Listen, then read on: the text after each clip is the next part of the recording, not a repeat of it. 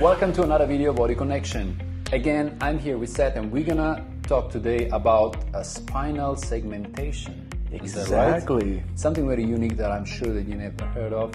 And he's gonna actually explain why it's so important and what happens if we don't pay attention to that. Please. Absolutely, yeah. So spinal segmentation is one of the absolute fundamental movements of the human body. Ostensibly what it is our spines are made to be able to move relatively fluidly. Mm-hmm. So they should be able to just come down one joint at a time, curl down, move back up. Yeah, what happens, exactly, it's that folding over and then coming back up. What happens a lot of times with people, especially if they're weak, overweight, yes, injured, like a lot of things can happen. Don't use it properly, or don't use the spine because they're just sitting. Exactly. What ends up happening is instead of moving fluidly like that, what happens is those segments lock up, and instead of moving that fluid, it goes and that's it. And it's exact, and that creates what's called a hinge point right there. And so it's basically where one joint is trying to do the work of 5 joints, and that is extremely problematic. Yes. And so what we're going to do today is we're going to do 2 exercises that are going to start unlocking your spine and literally reteaching you how to move fluidly through it. And also to understand how your spine works. Because most of us who never try this movement, we don't even know why the spine, how we need to use the spine. Exactly. And in order to be able to maximize our movement and keep our spine healthy, we need each and every individual joint in it working properly and at its best, at its maximum potential. Nice. Beautiful. Ready. So yeah, so what we're gonna do today is we're gonna do 2 movements. So we're gonna do what's called a segmentation bridge and then a C up. I always like to start with a segmentation bridge because it dials in people's control of their pelvis and really gets, especially those lower lumbar vertebrae, warmed up. So the simplest way to describe this is you're going to lie down on your back. Okay. Then what you're going to do is you're going to anteriorly tilt the pelvis. Okay. Exactly. So we want to tilt the pelvis forward, create a nice deep tunnel underneath the spine, right? Okay. This is basically putting my spine in almost as much extension as it can, at least when I'm on the floor like this. From here, what we're going to do is we're going to start posteriorly tilting the pelvis. So collapse the tunnel underneath your back. Beautiful. And now what I want you to do is I want you to imagine that you have a chain attached to your tailbone and that chain is driving and pulling it up into the ceiling, and you're going to use that action and that motion of dialing the pelvis backwards to start lifting your vertebrae off the ground one at a time. So you're going to start driving up into the sky. Keep driving up, keep those vertebrae peeling off the ground one at a time, and the entire movement is driven through those hips, through that posterior pelvic tuck. Then you're gonna come up literally as high as you can, arch your spine into the sky, never lose that pelvis, always keep trying to tuck it backwards more. Then you're gonna lock that pelvis in place, and in order to come down, we're gonna once again try and roll through that spine, one vertebrae at a time, feeling each and every individual vertebrae touching the ground slowly, one at a time, all the way down, and only at the very last second, the pelvis releases and then finally comes into that anterior pelvic tilt once again. So I'm gonna go ahead and guide Stan us through this. Beautiful. Okay, so start out, give me a nice tunnel under here. Beautiful. Try and arch your back as much as you possibly can. Now I want you to start rolling that pelvis. So tuck that tailbone towards your heels. Beautiful. And now imagine that you have a chain attached to your tailbone and it just starts lifting into the sky. So drive the heels into the floor, drive this pelvis backwards, and you're going to use that action to start lifting those vertebrae off the ground one at a time. Beautiful. Go nice and slow and keep lifting, keep driving, keep lifting. There it is, beautiful. Keep going. And you're eventually gonna come as high as you possibly can. Try and squeeze the knees together just a little bit. Keep them in line with the hips, that's it. And now keep driving up, up, up. Drive the pelvis more with the pelvis, that's it. Use that pelvis, come all the way up, up, up, up, up, up, up, until you can go absolutely no higher. There you go, that's it. Beautiful. And once you've hit your absolute maximum range of motion, you're going to slowly start coming back down. Nice and slow, one vertebrae at a time from top to bottom. Beautiful, like you're just laying out on the floor, one segment at a time, only at the last second pelvis releases. Beautiful, that's it. And now we'll just do one more of that. So start with that nice deep arch, anterior pelvic tilt, deep breath in. Now posteriorly tilt that pelvis, rotate it backwards. Beautiful, and now use that action to slowly peel your spine off the floor like it's a piece of Velcro. Just lifting off. There it is, beautiful. And now I want you to come to your highest point, so keep driving those hips into the sky. Hips as high into the sky as you possibly can, posterior pelvic tuck. Beautiful. And now slowly put the spine back down, one vertebrae at a time. And you can feel it starting to open up. You can feel it, one individual vertebrae. And anywhere where you have those little blocks, that's where you want to start playing. That's where you want to try and create juicy, fluid motion. And what I'll do is I'll guide you through that process when we do our C-up. How'd that feel for you? Well, it took me in the beginning to understand how to lift up, but it really takes all the pieces of segment of the spine and you will see that this will be pretty easy. But when you come to this point, we're not used to kind of a roll inward. Exactly. And then you really feel the lower back opening. And the more you try to raise up, the more the back expand. Exactly. It's very good. Perfect. And it takes only 2 movements. Yeah. And I also here breathing was really important because it shows you how you have to have control over the movement and that movement over to have control over you. Exactly. Wow. Beautiful.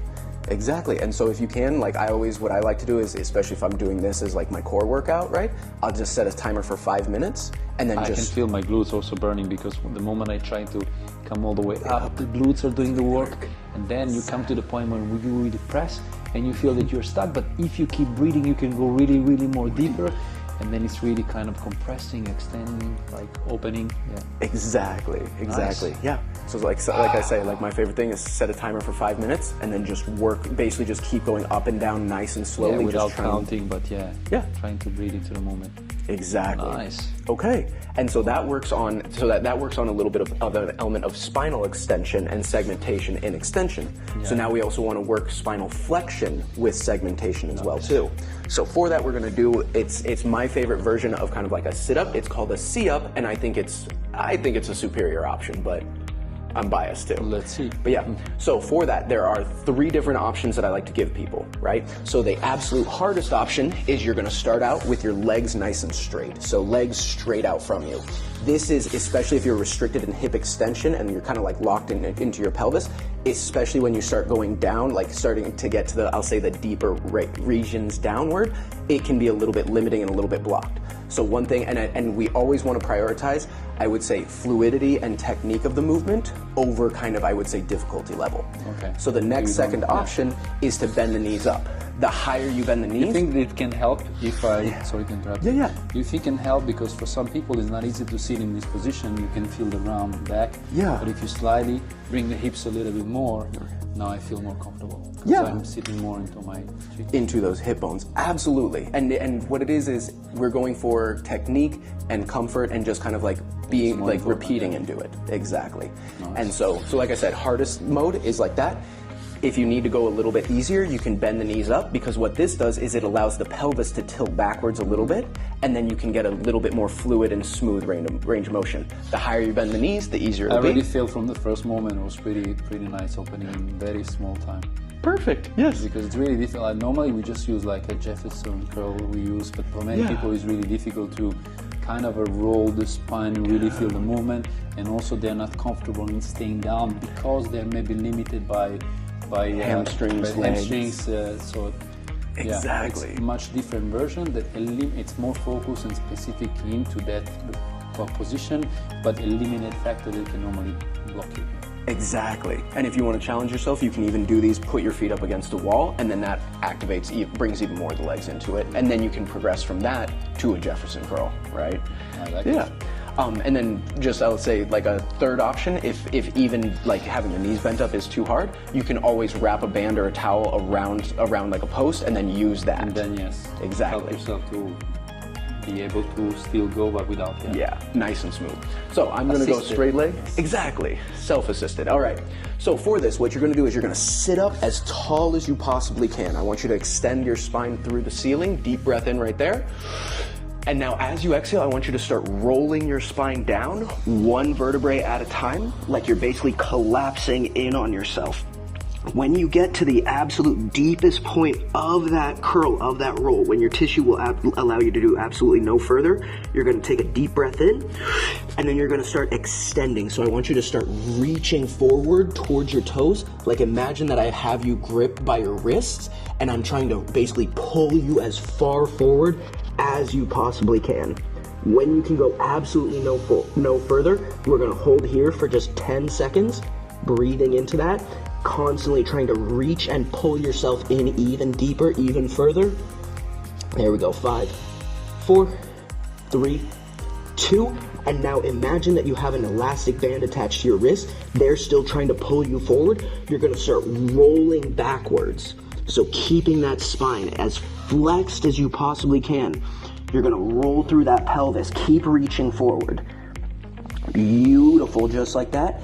And then you're gonna slowly start coming down, and this is where we're going to try and set our vertebrae on the floor one at a time.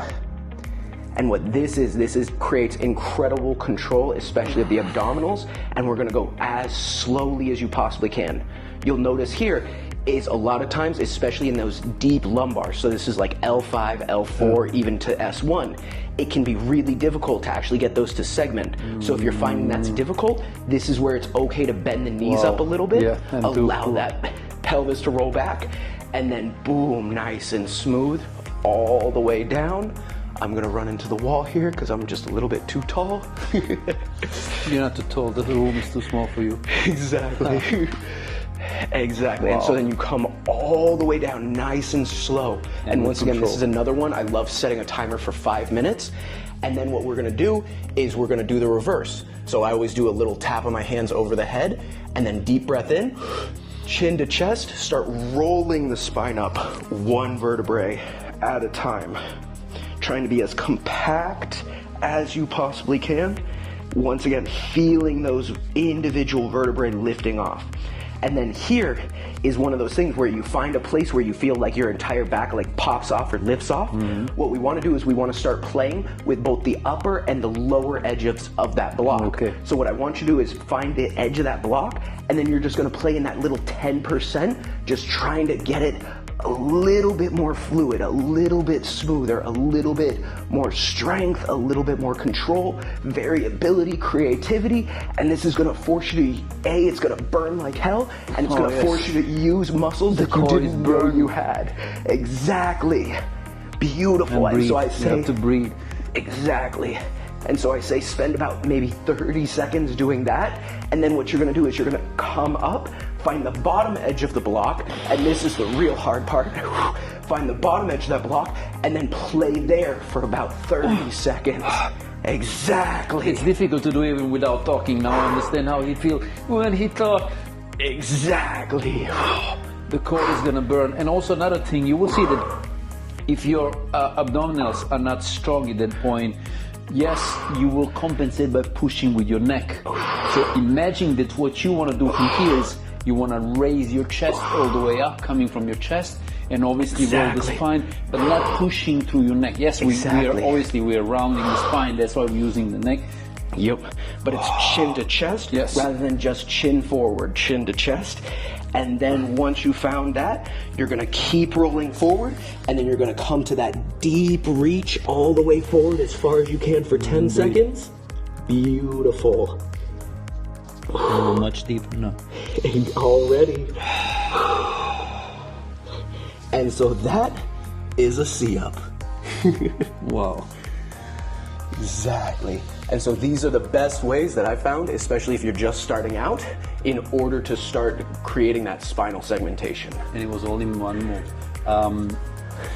What I understand from this move, it burns your core like crazy. It really makes you understand how also the breathing is important, because many people go in apnea because they're trying to use going to full maximum capacity, by holding the breath, but then you come to the point where you don't have any more strength, but you also don't have any more breath.